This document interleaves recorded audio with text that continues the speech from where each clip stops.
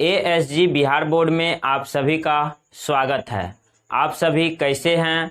आशा और उम्मीद करते हैं आप सभी स्वस्थ होंगे, मस्त होंगे और घर में खूब मन लगाकर पढ़ रहे होंगे, क्योंकि आप लोगों का जो बिहार बोर्ड का एग्ज़ाम है प्रत्येक दिन वो आप लोगों के लिए कम होते जा रहा है। तो आप लोगों का टाइम भी क्या है, बहुत कम है।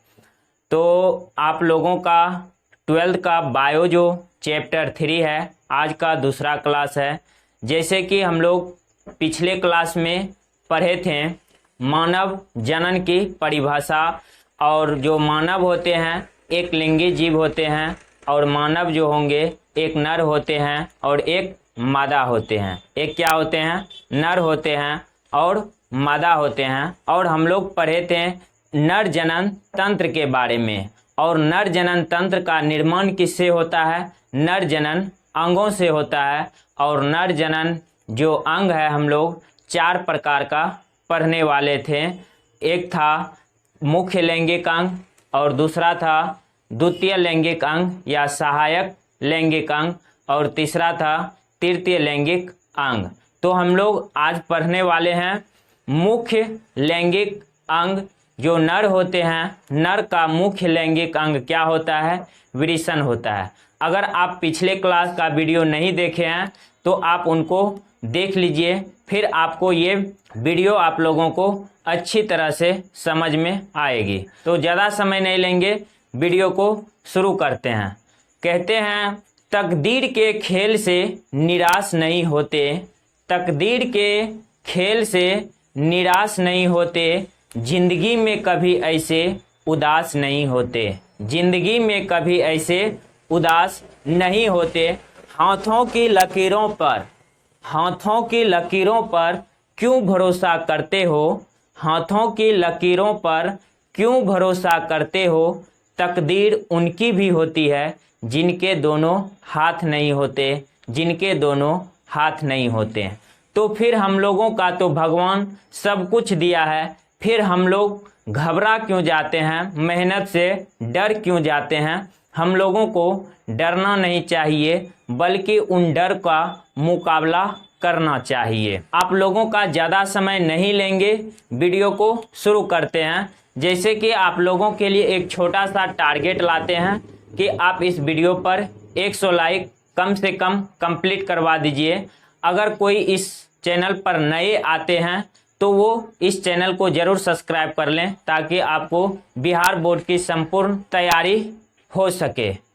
जैसे कि आप लोग जानते होंगे कि पिछले क्लास में हम लोग देखे थे प्राथमिक लैंगिक अंग। प्राथमिक लैंगिक अंग जो नर होते हैं, नर का प्राथमिक लैंगिक अंग क्या होते हैं? विरेचन होते हैं। तो आज हम लोग विरेचन के बारे में पढ़ने वाले हैं। तो आपको यहाँ पे सामने में बोर्ड पे दिख रहा होगा कि जो क्लास 12th का बायो है, इसका चैप्टर 3 जो मानव जनन है, इनको पढ़ने वाले हैं।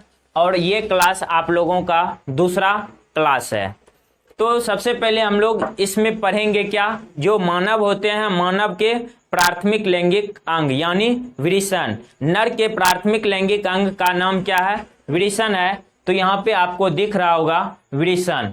विरेचन को इंग्लिश में बोलते हैं टेस्टिस या टेस्टस, टेस्टिस या टेस्टस। आप देखिए इस तरह से भी लिख सकते हैं TES, TES ये बहुवचन है, और TES, TIS टेस्टिस या टेस्टस दोनों लिख सकते हैं। क्योंकि जो नर होते हैं, नर में विरेचन 2 होते हैं। कितने होते हैं? 2 होते हैं। अगर आप नर के विरेचन के 2 संरचना बना रहे हैं तो आप बहुवचन का उपयोग करेंगे विरेचन के।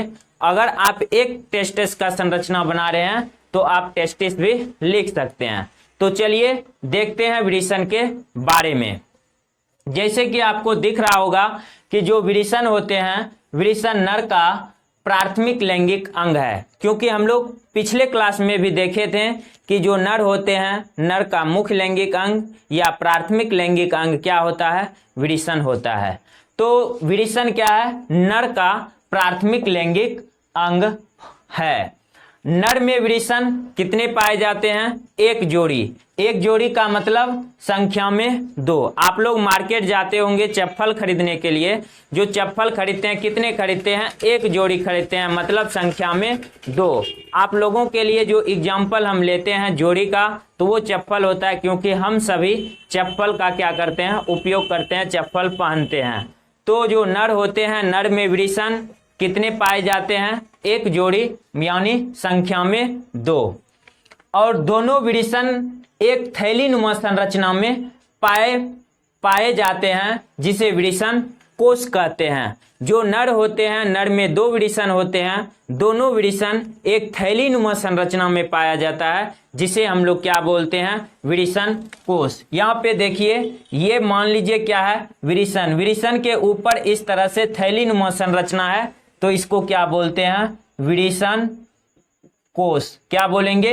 वृषण कोष। और ये क्या है? वृषण है। तो वृषण जो होता है, प्रत्येक वृषण एक थैलीनुमा संरचना में क्या होता है? बंद होता है, जिसे हम लोग क्या बोलते हैं? वृषण कोष बोलते हैं। तो यहाँ पे आप आगे देख रहे होंगे, तो ये नर जो होते हैं, नर में क्या पाए जाते हैं? वृषण। और प्रत्येक वृषण किसमें बंद रहता है? वृषण कोष में।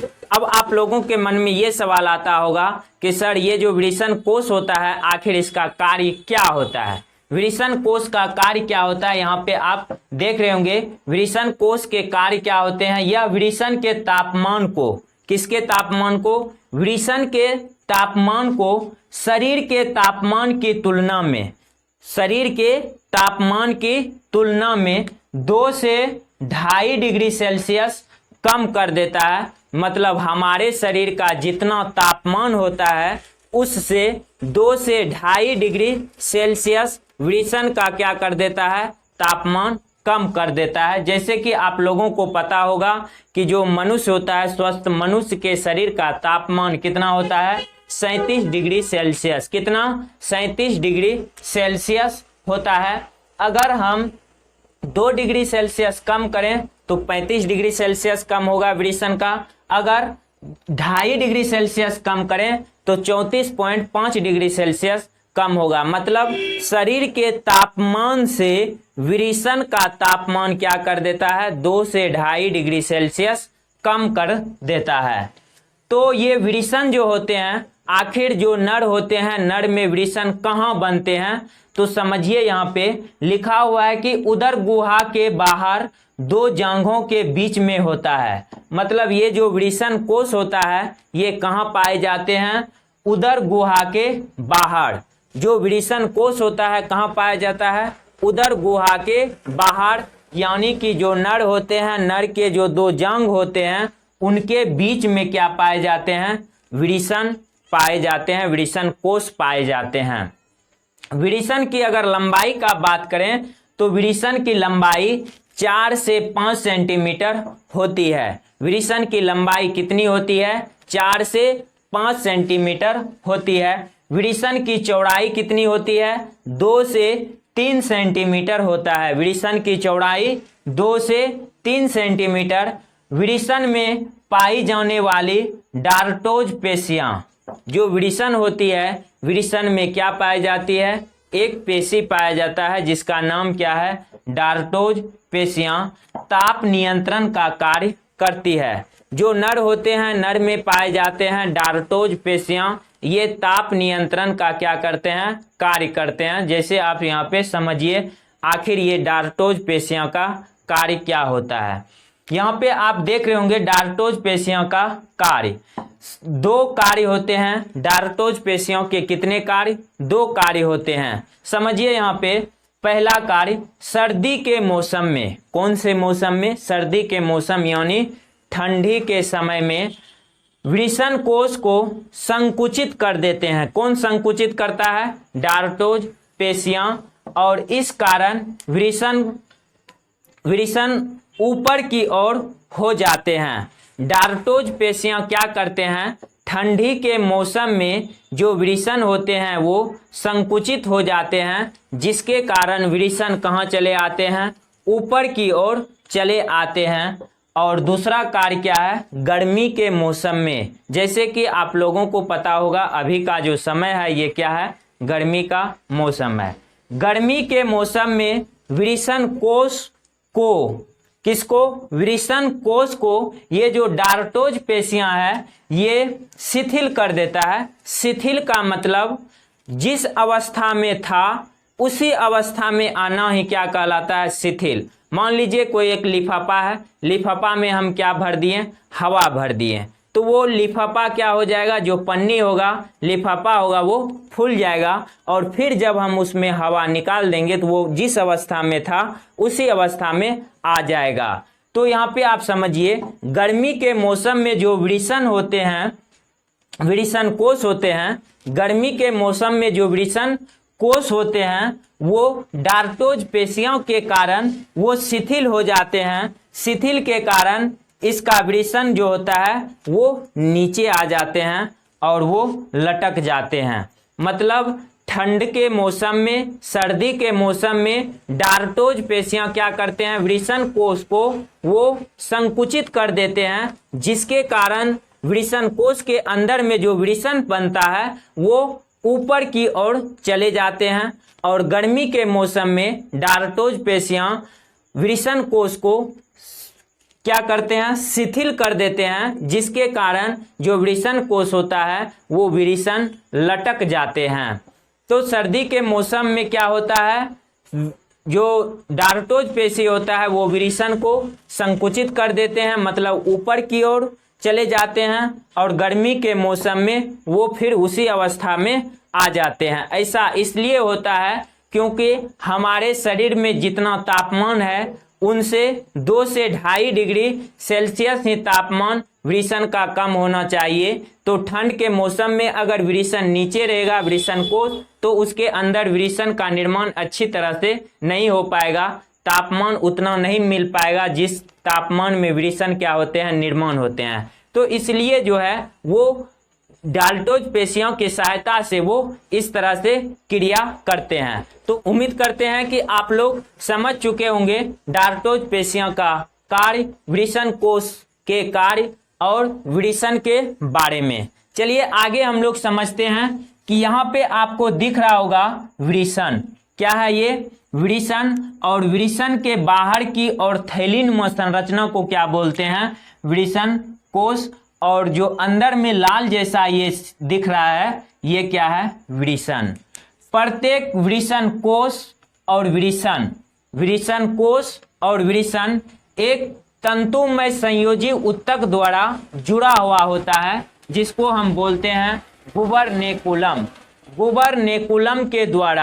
गुबरनेकुलम तंतुओं द्वारा ये जो वृषण कोष होता है वृषण से जुड़ी हुई होती है। यहाँ पे आपको लिख दिए हैं स्पष्ट रूप से, प्रत्येक वृषण जुड़ा होता है, प्रत्येक वृषण जुड़ा होता है वृषण कोष से। प्रत्येक वृषण जुड़ा होता है किससे, वृषण कोष से। किस तंतुओं के द्वारा, गुबरनेकुलम तंतुओं के द्वारा। तो अगर आपसे कोई पूछे बताइए वृषण कोष और वृषण जो होता है किस तंतुओं के द्वारा जुड़ा हुआ होता है, तो आप बोलिएगा गुबरनेकुलम के द्वारा प्रत्येक वृषण जो होता है, प्रत्येक वृषण जुड़ा होता है वृषण कोष से। तो उम्मीद करते हैं कि ये भी आप लोगों को समझ में आ गया होगा। तो आगे हम लोग देखते हैं कि जो वृषण होते हैं आखिर ये जो नर होंगे, नर में वृषण आखिर सबसे पहले, मतलब जब हम लोग गर्भावस्था में रहते हैं तो हमारे शरीर में जो वृषण होते हैं आखिर बनते कहाँ पे हैं, तो आप यहाँ पे देखिए भ्रूण परिवर्धन के दौरान, मतलब जब भ्रूण परिवर्धन हो रहा होता है, विकसित हो रहा होता है, तो वृषण का विकास जो होता है उदर गुहा में होता है। कहाँ पे होता है, भ्रूण परिवर्धन के दौरान जो वृषण होते हैं कहाँ बनते हैं, उदर गुहा में। उदर गुहा का मतलब हमारे पेट में जो किडनी होता है, किडनी के बगल में एक उदर गुहा पाया जाता है।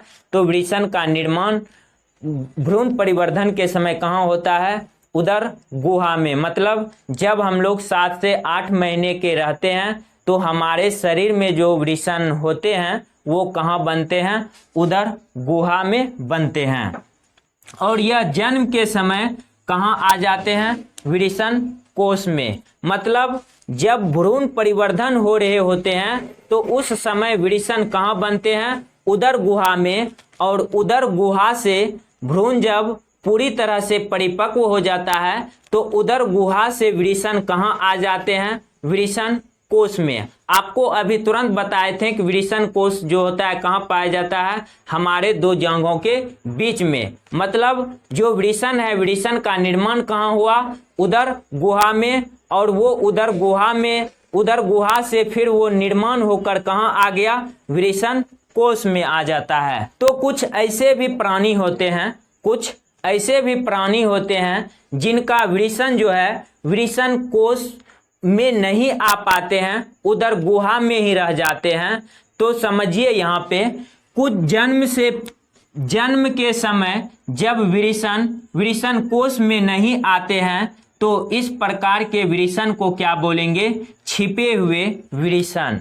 तो कुछ ऐसे भी प्राणी होते हैं जिनका विरेचन उदर गुहा में ही रह जाते हैं, विरेचन कोश में नहीं आ पाते हैं। तो इस प्रकार के विरेचन को क्या बोलिएगा, छिपे हुए विरेचन। किस प्रकार का विरेचन, छिपे हुए विरेचन। चलिए आगे देखते हैं। छिपे हुए विरेचन का विकास, जो छिपा हुआ विरेचन है, मतलब जो विरेचन है वो उदर गुहा में ही रह जाता है, इस प्रकार का जो विरेचन होगा इसकी विकास पूरी तरह से नहीं हो पाता है और इनमें विरेचन बनते हैं। मतलब जो विरेचन है वो उदर गुहा में ही बनता है, लेकिन विरेचन का निर्माण क्या होता है, निर्माण होते रहता है, लेकिन जो विरेचन है उनका पूरी तरह से परिपक्व मतलब विकसित नहीं हो पाने के कारण वो कहाँ रह जाते हैं, उदर गुहा में ही रह जाते हैं। तो बाद में क्या करते हैं डॉक्टर, इसे बाद में इन्हें कैंसर हो सकते हैं। मतलब अगर कोई प्राणी है उनका विरेचन उदर गुहा में ही रह जाए और वो विरेचन कोश में ना आए तो बाद में जाके उनको बहुत सारी क्या हो सकता है, दिक्कत हो सकता है। ऐसा नहीं कि जन्म लिया 2 साल में ही ऐसा हो जाएगा, ऐसा नहीं होगा।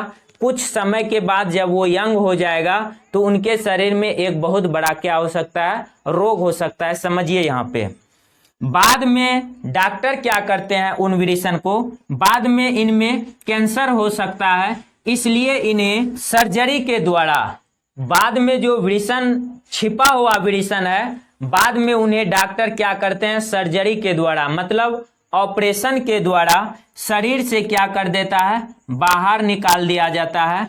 अगर आप छिपे हुए विरेचन को सर्जरी करके शरीर से बाहर कर रहे हैं तो इस प्रक्रिया को बोलते हैं ऑर्किटेक्टोमी। क्या बोलेंगे, ऑर्किटेक्टोमी। आप शरीर के अंदर ऑपरेशन करके कोई चीज को बाहर ला रहे हैं तो आप इस प्रक्रिया को क्या बोलते हैं, इस प्रक्रिया को ऑर्किटेक्टोमी बोलते हैं। तो जो छिपे हुए विरेचन हैं उनको डॉक्टर क्या करते हैं, सर्जरी करके शरीर से बाहर कर देते हैं। ऐसा इसलिए करते हैं ताकि उनके शरीर में किसी प्रकार का रोग ना हो, मतलब उसमें कैंसर होने की चांस ना हो। तो इसलिए डॉक्टर उन विरेचन को क्या करते हैं, शरीर से बाहर निकाल देते हैं। किस प्रक्रिया के द्वारा, सर्जरी के द्वारा मतलब ऑपरेशन के द्वारा। अगर छिपे हुए विरेचन को शरीर से बाहर कर रहे हैं तो इस प्रक्रिया को क्या बोलते हैं, ऑर्किटेक्टोमी। ऑर्किटेक्टोमी। तो उम्मीद करते हैं आप लोगों को ये भी समझ में आ गया होगा। तो इससे आगे विरेचन के बारे में हम लोग नेक्स्ट क्लास में समझेंगे। आप लोग कमेंट करके हमें बताइए कि आपको ये वीडियो कैसा लगा। अगर आपको ये वीडियो अच्छा लगा हो तो आप हमें मोटिवेट करें, लाइक करें और सब्सक्राइब करें और जहां तक हो सके अपने दोस्तों को शेयर करें। फिर मिलते हैं नेक्स्ट क्लास में। आज के लिए इतना ही। आप लोग अपना खूब ख्याल रखिएगा। Bye bye.